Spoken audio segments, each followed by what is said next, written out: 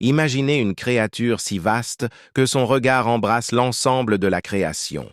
Une entité si puissante que son nom, lorsqu'il est compris dans sa véritable essence, possède une résonance capable de faire trembler les cieux et la terre. Cette créature n'est pas une légende. Elle est un ange, l'un des 8 porteurs du trône d'Allah subhanahu wa ta'ala, et son histoire est l'un des secrets les plus profonds de l'univers. La question n'est pas seulement qui il est, mais quoi il représente.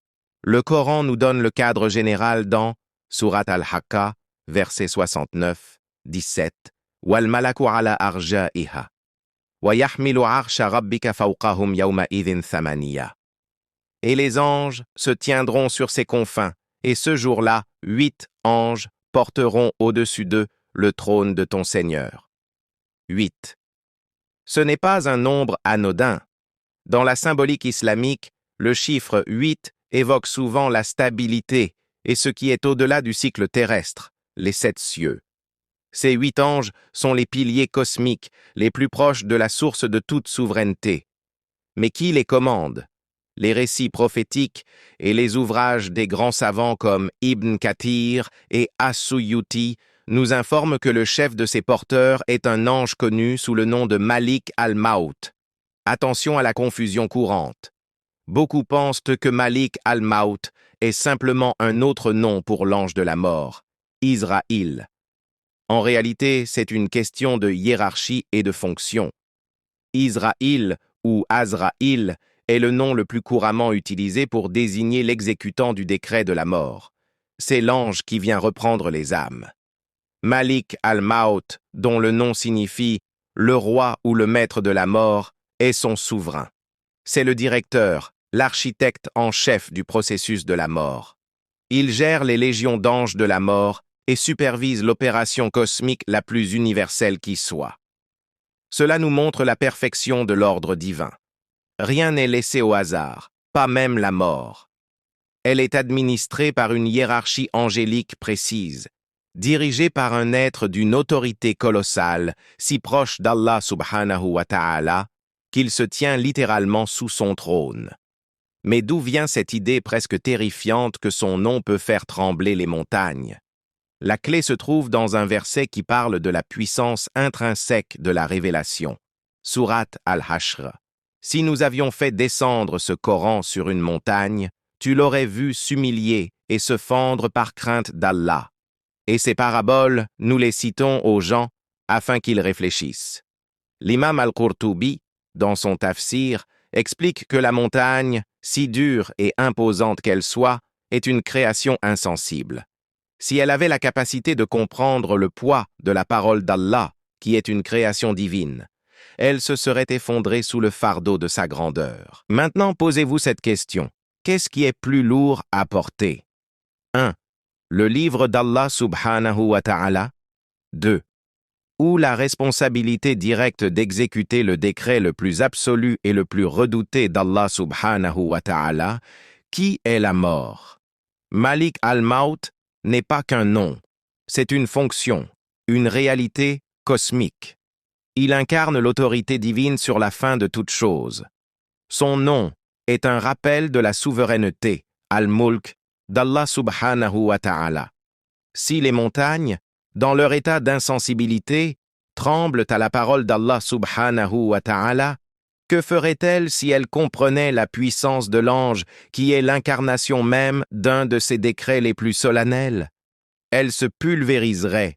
Pensez à un ordre écrit venant d'un roi, le Coran, versus la présence physique du général en chef de son armée la plus redoutée, Malik al-Maut. La présence du général, qui porte toute l'autorité du roi, a un impact bien plus immédiat et tangible. Pour comprendre la stature de Malik al-Maut, il n'y a pas d'exemple plus frappant que la mort de Pharaon.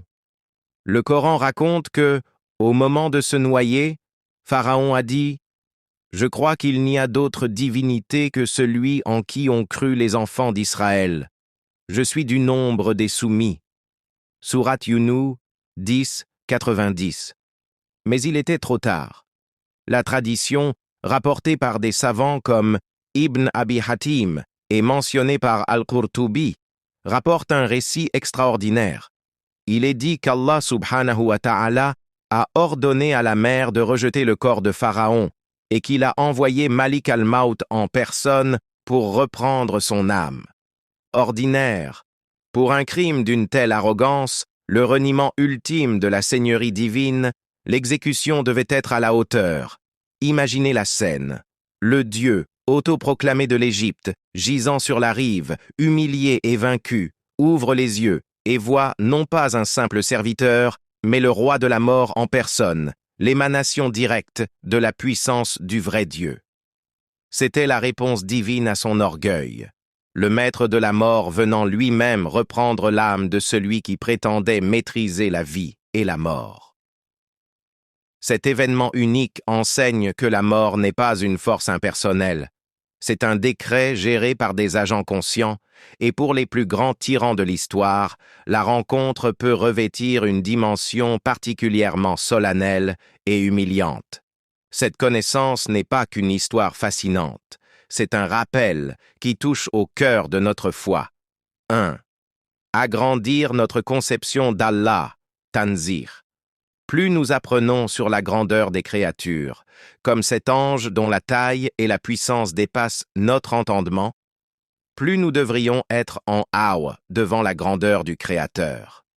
Comme le dit le Coran, ils n'ont pas estimé Allah à sa juste valeur. Surat al-Hajj 22, 74. La grandeur de Malik al-Maut n'est qu'un pâle reflet de la grandeur infinie d'Allah subhanahu wa ta'ala. 2.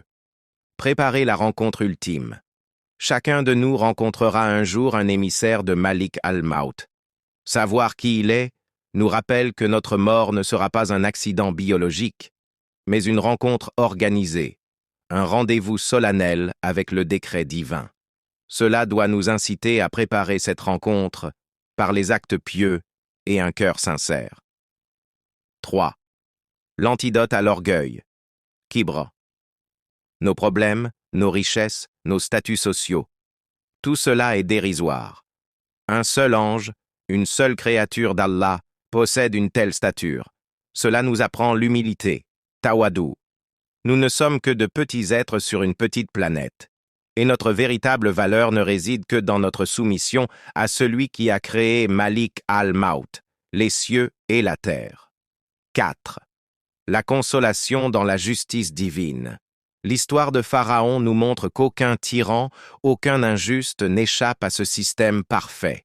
La justice divine est inévitable. Celui qui a envoyé le roi de la mort pour Pharaon est parfaitement juste et ne laissera aucune injustice sans compte. La prochaine fois que vous lirez un verset sur le trône ou que vous réfléchirez à la mort, souvenez-vous de cette réalité cachée. L'univers est bien plus vaste, plus ordonné et plus mystérieux que ce que nos yeux perçoivent.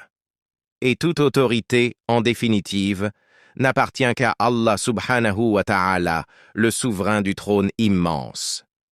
Si cette plongée dans l'invisible vous a émerveillé, likez, partagez cette vidéo et abonnez-vous pour ne rien manquer. Et surtout, dites-moi dans les commentaires quel autre mystère du Coran ou des anges aimeriez-vous que nous explorions ensemble. Barakallahu fikum. Que la paix et les bénédictions soient sur vous.